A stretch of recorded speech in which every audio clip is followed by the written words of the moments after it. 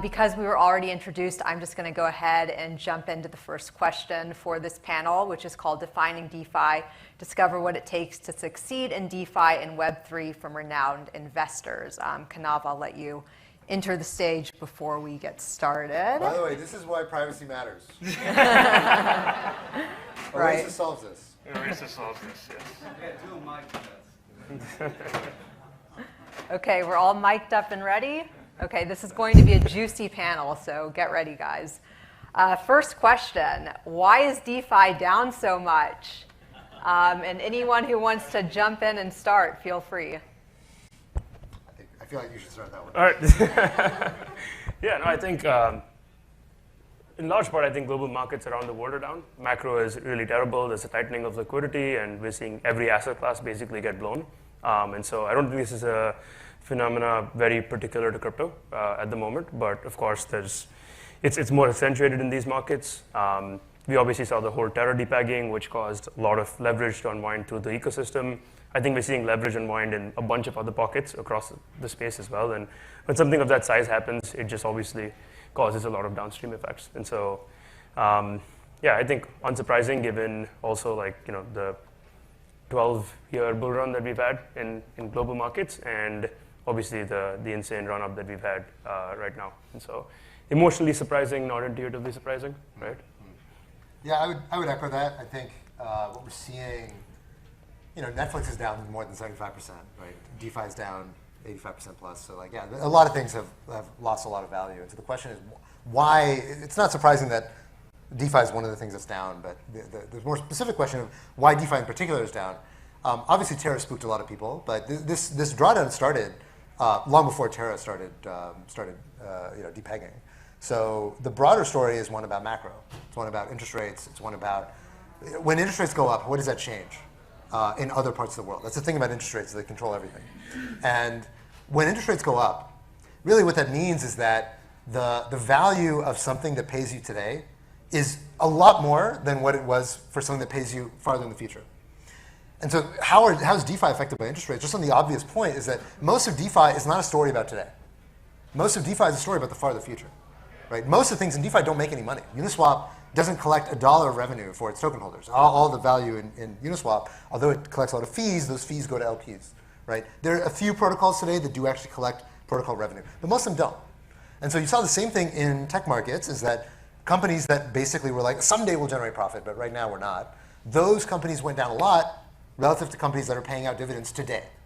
That's what interest rates mean. Interest rates mean that $1 today is worth a lot more than $1 tomorrow. And $1 in really far future is worth a lot less because the discount rate is applied much more aggressively the farther in the future it is. That's true of a lot of things in crypto, but it's especially true in DeFi. And the second aspect of it is that when interest rates go up, demand for speculation goes down. So when interest rates are rock bottom or interest rates are negative, that's when you have a lot of incentive to speculate, because having just cash sitting around is burning a hole in your pocket. Basically, your wealth is actively being degraded when interest rates are negative, or real rates are negative for that matter. But when interest rates are positive, or they're trending toward, real rates are trending towards zero, then what that means is that instead of coming home from your job and joining a DAO or buying an NFT or going levered long on Compound or whatever, you can just come home and watch Netflix and invest in a 401k and you're good, right? And what that means, you're seeing that reverberate across crypto and across capital markets, right? It means that fewer people are speculating. There's less demand for leverage. It means that less people are doing this Robinhood, go crazy, buy option stuff. There are less meme stocks, right? What new meme stocks have you heard of in the last year? A lot of things are happening at the same time, responding to the single lever, which is interest rates. And DeFi is one of them. Now, DeFi has not gone away. People are still using all the stuff. It's all still there. But the prices for it and the way in which you value it changes in a different environment. That's why DeFi is down so much. Great.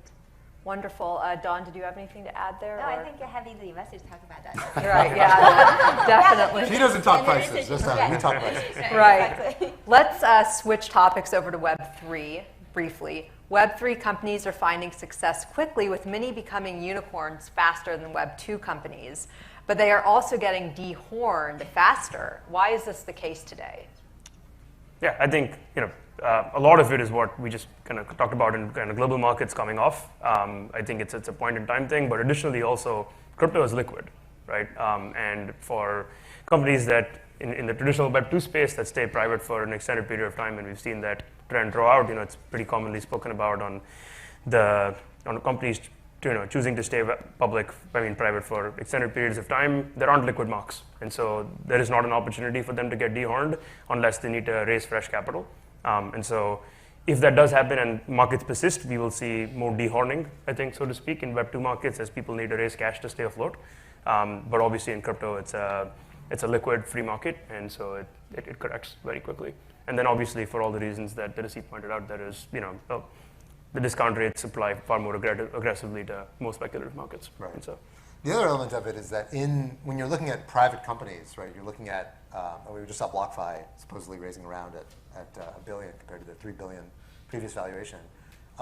When you're a private company, actually there are a lot more games you can play with your valuation, right? Because when you announce like, oh, I did a round at $1 billion, so I'm still a unicorn. Anyway, again, I don't know any of the details about BlockFi in particular, but let's say, look, I did a round at $1 billion. Well, that round at $1 billion might have all sorts of strings attached to it, right? There might be all sorts of structure, there might be a liquidation preference, there might be all sorts of stuff that like nominally the price is $1 billion, but really the investors are looking at this and being like, look, you're really attached to this $1 billion price. Okay, if you really want that, I'll give that to you, but you got to give me a bunch of other stuff. That's going to make my all-in, the all-in price actually look much better for me, but the headline for you, what you tell your employees, what ends up triggering other things down the road. The thing is, most private companies, everything in venture conspires to make down rounds really painful. Down rounds suck. Everybody wants to avoid down rounds. Now, when you mark to market, when you have a liquid token or you have a public company, the token goes down, or the stock goes down, it's like whatever, everyone deals with it. And you're just dealing with it in real time and you're ingesting that price information. But in private markets, they're just very different. So it might look like a lot of the unicorns that got created, not just in crypto, but in regular markets over the last 3 years. It's like, wow, there's so many unicorns still there, but then all this, these public companies have gotten totally destroyed. It's an illusion. The exact same thing is happening on the private side. You're just not seeing it. And there are more ways for them to elongate the period of time until they have to face the sunlight with respect to valuation. So the other thing, of course, is in crypto, a lot of the unicorns were unicorns on FTV, which FTV, for those who don't know, is fully diluted valuation. And a lot of people were playing games with FTV. Of just like, oh, we have 2% float, and then we have market makers on 1.5% of that. And so like the actual float, or like we deposited a huge amount of the outstanding float into Uniswap, and we're market making in a really tight spread. And so it's like, okay, realistically, this thing can't trade outside of this range anyway because of the FTV.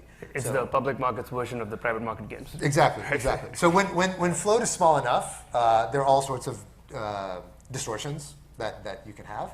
But the stuff that you see in like the top 50, where there's a lot of float, there's a lot of trading activity, most of that stuff, that's where you're getting the most unfiltered signal of what's really happening in the market. Got it. I also wanted to shift the conversation over to the recent announcement that Oasis had with Genetica, the genome company. Linda, you mentioned this previously in your presentation.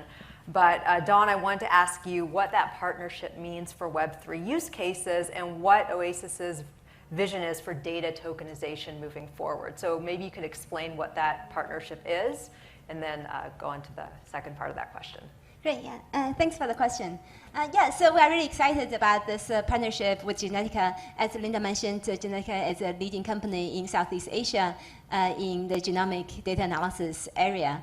And I think, and also we are really excited that this partnership actually was witnessed by the Prime Minister of Vietnam and together with 8 other ministers and other government officials and so on, also illustrating essentially their support for Web3 and their excitement about Web3 as well. And in particular, I think this is only just actually one example of, I would call the future of Web3 can bring us. So with Oasis, also as Linda illustrated, it has built a really unique platform. through this separating of execution from consensus, and also combining, we are the first to combine blockchain and privacy computing technologies, it can really enable blockchain platform to do a lot more and really help enable to build the best platform for Web3. So in this case, also just as the example that Linda, that Nikhil also showed with the confidential NFT. So people talk about NFT a lot and so much trading and so on. But in general, NFT is completely public. So the owner of the NFT is just an owner of the NFT, but what the owner has is the same as everybody else.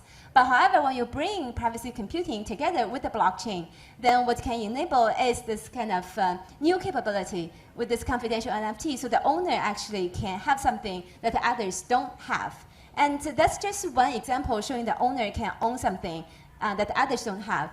And by bringing together blockchain and privacy computing, it allows even further a next step, which is enabling enabling users to maintain control of their data, and also at the same time to enable data to be utilized in a privacy-preserving way, and also the benefits from that, including financial benefits, can then be attributed back to the data owner and also to other relevant party as well. So that's what we call data tokenization. So you can view data tokenization as a type of data-backed NFT, so it's different than just typical NFT with just images.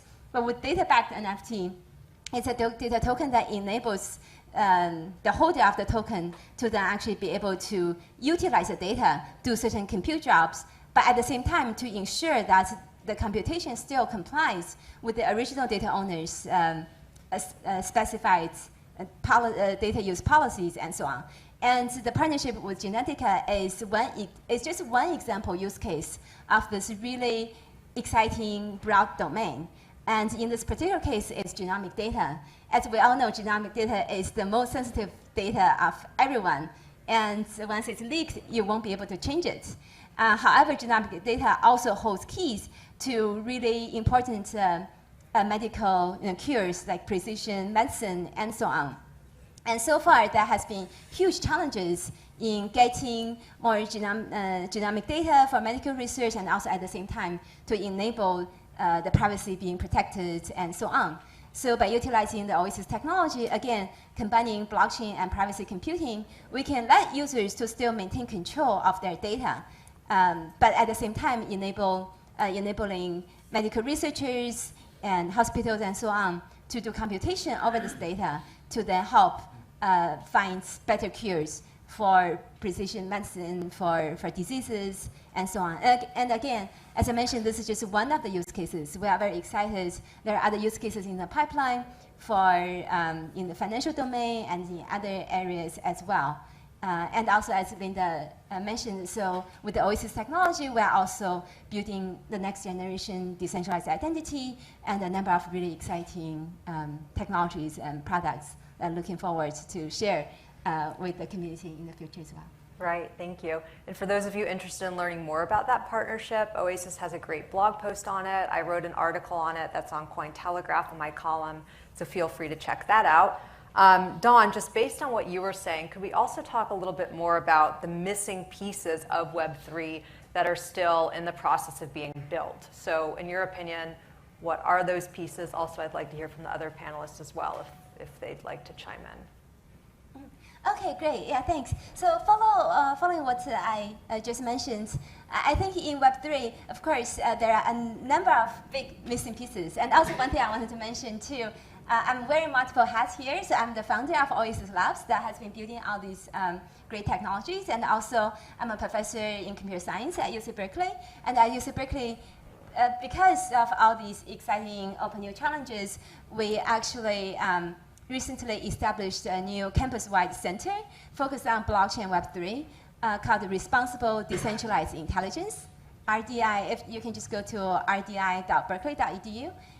We also have launched a number of courses, help people to learn more about the space and so on. So going back in terms of the challenges in Web3, so of course, scalability is still a big issue, and in particular, how can we build scalable systems with decentralized trust, and that's one of the research focus both at the center and also at Oasis, as Linda also mentioned earlier, so we were actually the first one to have this modular architecture for scalability where we're separating execution from consensus. So everyone talks about rollups, layer 2 now, but Oasis, the architecture actually, even back in 2018, was the first one to have this native built-in rollup. The paradigm layer is essentially the rollup that's actually on the consensus layer. So that's one, and the other one is the privacy side.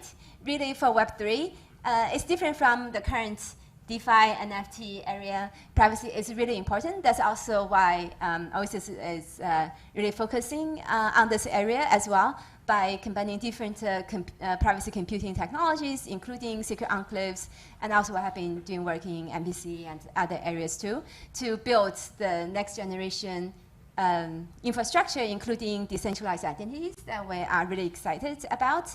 And also, as I mentioned, these, we call them policy compliant decentralized computation. That's different from the traditional blockchain that just does computation in the public. Makes sense. Yeah, but that was a pretty good list of things that I think we need to see built. Yeah, agree with you, Don here. I think there's a lot that kind of, there's a lot of greenfield still to be filled up. On the scalability and architecture side, we've seen a whole bunch of new plays across sharded and monolithic architectures, none in production that actually work with high liveness, robustness, and the throughput that we need to have the kind of applications that we'd like and create good experiences. And so I think we've seen a lot of them go through V1 battle tests this cycle. I think we're going to see a lot of lessons learned being incorporated. We're going to see really the first rollout of the sharded architectures this year or so, where I think we haven't seen too much of that outside of the paradigms in the past rolled out. I think identity is going to be big. We've talked about UX forever. It's completely impossible to use crypto products. And I think, easier ways to sign on, easier ways to manage identity, social sign-ons. There's a lot of creative kind of applications out there using cool cryptography and just, better security practices to make products accessible and to also kind of develop better interfaces for people to build applications. We've all kind of probably read Moxie's blog post on how OpenSea is not really very decentralized. And it's really hard to build a completely decentralized product today. There's no way to host completely decentralized front ends. There aren't ways to do decentralized file storage. And even if you have all those primitives in place, there isn't a way to comprehensively specify a framework or an application that combines those elements to create an interface that can be rendered across multiple environments, that can be truly hosted in a decentralized fashion, that can have different interfaces that people plug in with and create all the experiences that we've been talking about for the past decade or so. And so I think developments on each piece of the infrastructure stack, but then also frameworks to compose across all of them, in addition to all the privacy and zero-knowledge research that I think is going on, is top of mind. Yeah, that was a pretty exhaustive list between the two of you, so I don't know how much I have to add, but I would say to maybe take a slightly different angle, I think what I think of as the 5 big, still giant unsolved problems in crypto. First one is usability / UX. Second one is privacy. Third one is interoperability. Fourth one is scalability. And the fifth one is, what did I already say? I forget. Whatever, there's a fifth one. And when you're looking at a bull market, usually in a bull market, what people do, what entrepreneurs generally do, is they basically try to copy the last thing that worked and add a little permutation on top of it. So they say, oh, okay, I'm going to do Uniswap with a slightly different curve. Or I'm going to do OpenSea, but in this one there's a token. Or whatever. Like you find things that you know are going to work, and you just do a variation on a theme. And in bear markets, that stops working. Like you can no longer raise a ton of money for I'm doing the same thing that the last guy did, but I added this little pizzazz to it. And you have to go back to the drawing board and actually try to solve one of the big problems. And one of the big problems, the thing about big problems is that they're big and they're hard. And there's no one little thing you can do that's going to solve the whole problem. But almost everything that is really valuable in crypto became really valuable by solving a big problem. And also, the other thing I'd say is that most of the big things that have been created in crypto were created in bear markets.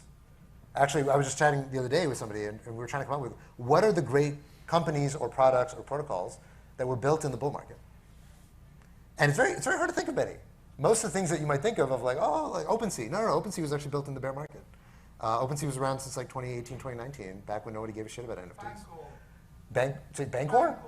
Bancor was built in 2017. No, it wasn't. 20, it was like 20, yeah, 20, but it was before, no, it's No, Bancor was 2017. 2015 when they started, and then a run up and they raised. Okay, fine, all right. So, fine, okay. I'm talking about this last bull market. This last bull market. What was a great product that was created in the last bull market? I mean, there are some, it's not zero, but it's surprisingly few. And I think part of the reason is actually, I don't think what you're going to see when we go 2-3 years from now is that nothing important was built in 2020 and 2021 and 2022. I think what you'll see is that the people who did solve big problems, it took time. It wasn't something that could just come out in 6 months, raise an ICO, or raise money from investors and then launch some token and then boom, and everyone gets liquid.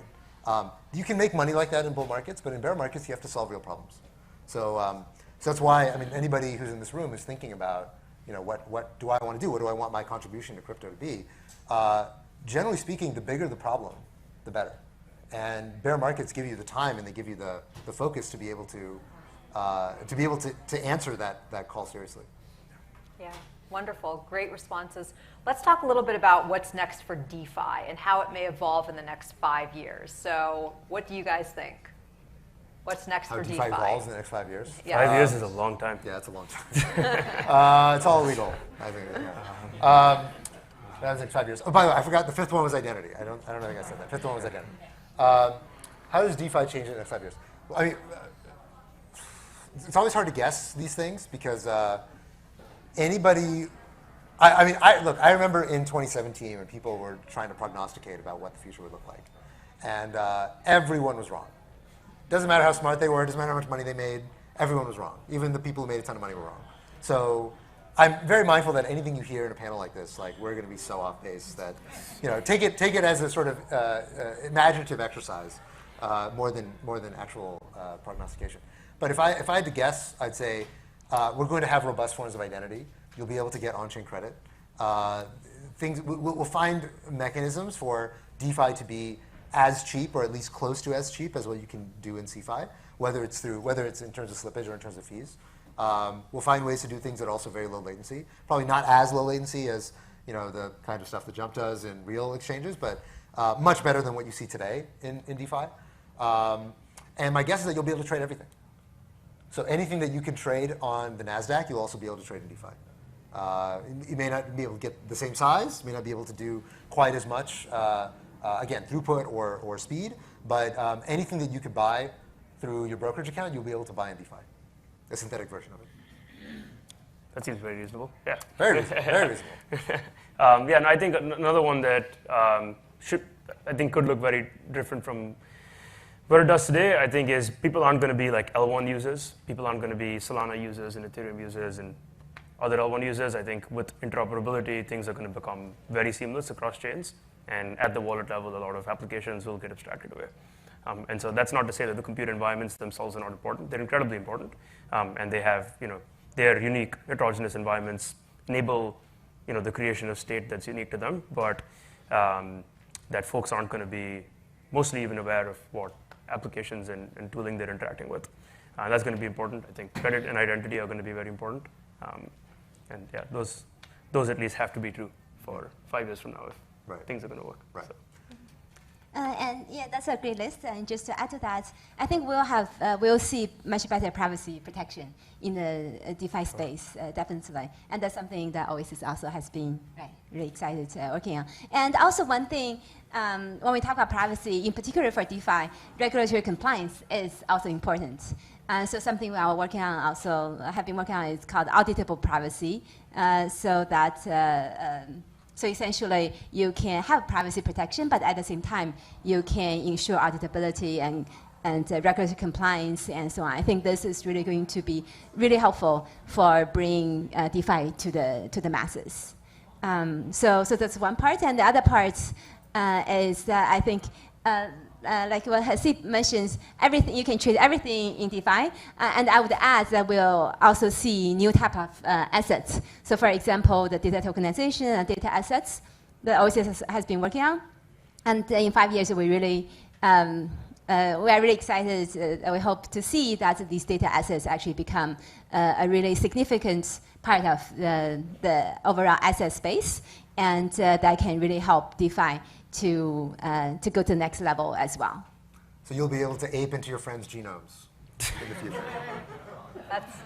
That's a good prediction for what's next to come. I like that. Remember that, everyone.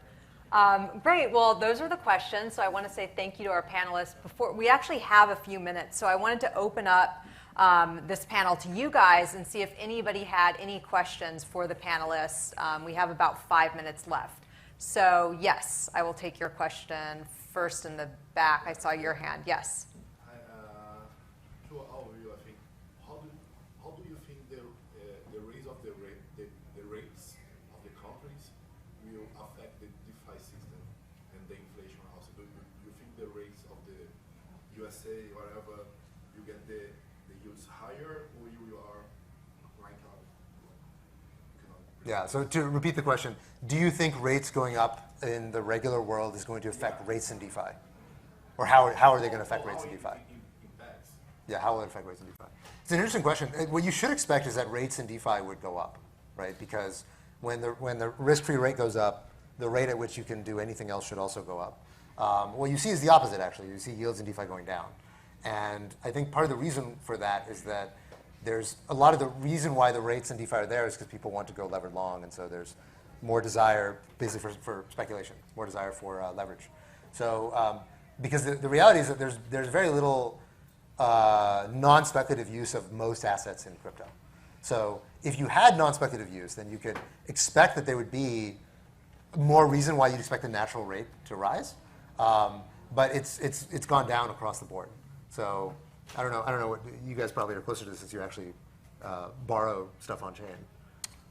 From time, a little bit. Sometimes, yeah. No, I think that's exactly right. I think rates were primarily in DeFi used for leverage, and now that we're delevering, rates are down.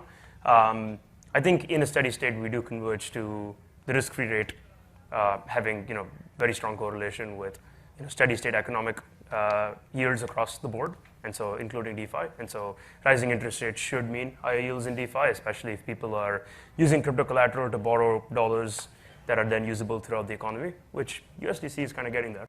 And so, if there are kind of absurd rates, I mean, you do have to also adjust for the fact that there is insane collateralization requirements and stuff, and so it's likely to be suppressed relative to other rates that firms like Jump and others would be able to access, but yeah, correlated for sure. Right? So, or positively correlated for sure, yeah. Okay, yes, Ron. Hi guys. I have a question. Maybe it'll take a long time to answer, but if I think about DeFi and I think about the rates that we're getting in DeFi, some of it is real rates and the rest of it is the emission of shitcoin which supplements rates and gets converted into rates. So you think you're getting 15%, but you're getting 5% and 10% supplemented in shitcoin. How much do you think? So I think that is what powered this last bull market. If you think about the last bull market started with DeFi summer when people started generating yield farming and they started getting all these additional tokens which created this money. Now we're kind of realizing what's going on, and that's eaten up. When that happens, how much do you think the differential is going to be between real world rates and DeFi rates? I think what I'm asking is how long can real world rates and DeFi rates be so separated? Where in the real world there's zero yield, and in DeFi you've got 10% yield on USDC. Yeah, I'll take a crack at it. Yeah, sure. I can take a crack at it. So it's a good question. I think what you will see rather than the rates in DeFi will just go down. Like where is that? Why is that yield there? Like that's the core question is like why are people offering that yield? Why are protocols offering that yield? And the answer is because they think that having dollars in their system is valuable, and so they're basically renting those dollars, right?